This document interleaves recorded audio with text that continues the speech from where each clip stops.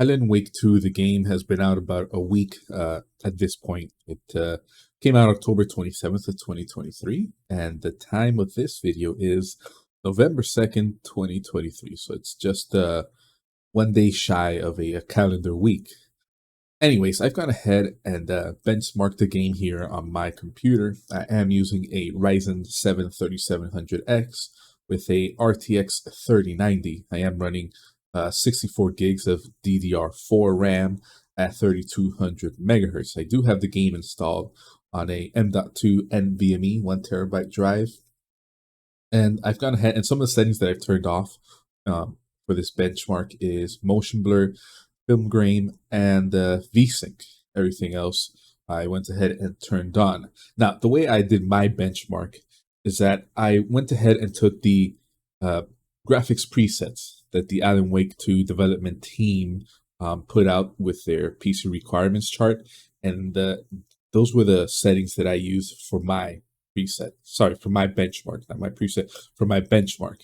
So the way you see on their PC requirements chart, they went ahead and put graphics preset high, ray tracing disabled, path tracing disabled, having DLSS on. That's exactly what I used, my parameters for my benchmark. So starting off with native resolution. Oh, the other thing I should say is I did 4 separate benchmarks. The first is going to be at native resolution.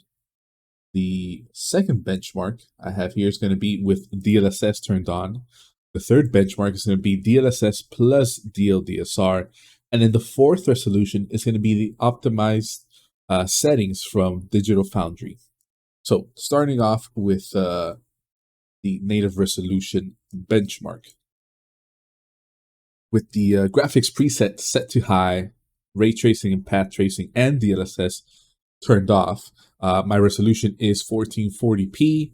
On high, I was able to get 37 FPS. Now that is an average FPS.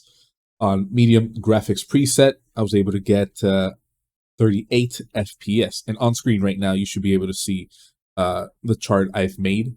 I'm showing you exactly my computer configuration, my settings turned off, and everything else. So on the medium graphics preset, I got an average of 38 FPS, and on the low graphics preset, I get an average of 42 FPS. So all that is with ray tracing and path tracing disabled. Now moving on to the second half of the chart with where ray tracing is enabled and path tracing is enabled as well. On the high graphics preset, ray tracing on high, path tracing on high, and DLSS turned off, I was able to get an average of 9 FPS. Then moving on to medium preset with ray tracing, path tracing as well, and the graphics preset, it just went up by 1 FPS, so that means 10 FPS.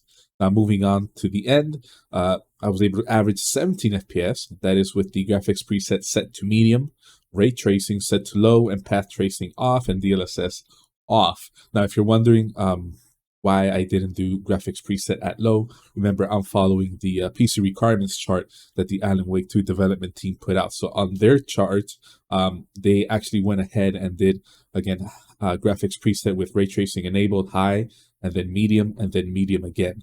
That's how they did it. So I said, let me go ahead and test that out here on my system. So again, at the end here at the chart, I got an average of 17 FPS, graphics preset set to medium, ray tracing set to low, and path tracing off, and DLSS off. Now, on to the next benchmark, where I did this again, the same test, but this time with DLSS turned on. So with DLSS turned on to performance and graphics preset set to high, ray tracing off, path tracing off, I was able to get an average of 53 FPS. That's much better. Then graphics preset set to medium, 52 FPS, so just about the same as the actually not a, well, yeah, one FPS less, but what I was trying to say is that's with DLSS set to balance instead of set to performance as it was on the high graphics preset. So that's pretty good right there. And then on low, graphics preset low with DLSS set to quality, ray tracing, path tracing turned off, I was able to get 55 FPS. So if you have a system similar to mine, I would say go ahead and set it to, if you just how you call it, going to have ray tracing, path tracing turned off, and you want to get decent FPS. And again, the other thing I should say is these benchmarks were done in the forest, wasn't done in the town. So if any of you haven't played the game, when the game starts off, it first starts off in a forest. And that's the first level. And then the second level, it starts off in a town. Of course, in the town, there's less geometry, less foliage. Just the game is easier to render. So whenever you're in town, in the in-town part of the game, yes, your FPS, average FPS will be higher. But here I want, sort of a stress test that I'm doing at the same time while doing this this benchmark. So in the forest, I'm getting an average of 52 FPS. So you could go ahead and set DLSS to balance, graphics preset to medium, ray tracing off, path tracing off, and you can get an average of 52 FPS in the forest. Now, I do imagine later parts in the game, because I have seen some gameplay of this game. I haven't got that far into the game. I just did some benchmarking. I have seen, yes, there's combat and things like that, and more effects are you going to be able to see on screen. So I do imagine you won't always have that 52 FPS. Most likely might have the game might dip anywhere into the mid 40s and then come back up to the low 50s, and who knows, might go up to the mid to high 50s, depending just depending on what's going on in your screen. Okay, anyways, moving on again to the next part of the benchmark here. Again, with DLSS, ray tracing enabled, graphics preset set to high, ray tracing, path tracing set to high, and DLSS set to performance, I was able to average 23 FPS. Then let's see here, graphics preset set to medium, ray tracing medium, path tracing medium, DLSS quality, able to get an average of 18 FPS. Now here, let's see, I was able to get an average of 27 FPS, and this is with, again, graphics preset set to medium, ray tracing set to low, and then path tracing disabled, in other words, turned off, and DLSS set to performance. I was able to get an average of 27 FPS. So if you want to play with some ray tracing on, right, get a bit better lighting in game, but not get the best, meaning you'll have path tracing turned off and be able to get almost 30 FPS. Go ahead, set it to that graphics preset medium, path tracing disabled, ray tracing low, and DLSS set to quality, though is my preference. That's the 27 FPS is just a bit too low for me. But anyways, but that's just in case any of you want to do it like that. Now, moving on to the next, playing with DLSS and DLDSR. Okay, so here we have the results for Alan Wake 2 DLSS plus DLDSR at 2.5x. And the DLSS, again, is set to performance in this specific benchmark here. So at the graphics preset set to high, path tracing and ray tracing disabled, you do get an average of 53 FPS. Graphics preset set to medium and ray tracing, path tracing disabled, you get an average of 56 FPS. And then graphics preset set to low, you get an average of 63 FPS. Now, with ray tracing enabled, graphics preset set to high, ray tracing, path tracing set to high, you do get an average of 23 FPS. Not looking too good there.